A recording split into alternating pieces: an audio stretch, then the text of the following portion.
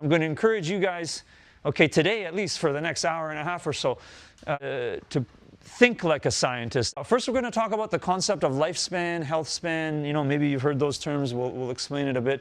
And then we'll get into the bulk of the presentation. We'll talk about plyometrics and specifically this concept, elasticity. And we'll talk about sprint interval training, which I call a secret weapon.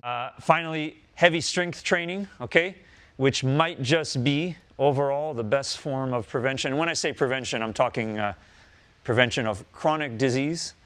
And you can even think of another way to think of that is maximizing lifespan and health span, because you do that by preventing chronic disease. How can people from the general population literally train like an athlete? I'm going to encourage you guys, okay, today at least for the next hour and a half or so, to think like a scientist. And a scientist is either presented with data.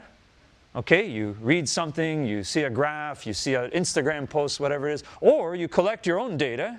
You know, you do tests, you do experiments, whatever it is, and then a scientist has to then interpret that data. And basically, this is what it is. This is what a scientist does. What does this mean? So that question, that's going to pop up many times today. And, you know, before I tell you what I think it means, I'm going to ask you, and, you know, you just think about it as a scientist. There's data. We're going to try to interpret that data. We're going to answer the question, what does it mean? Okay?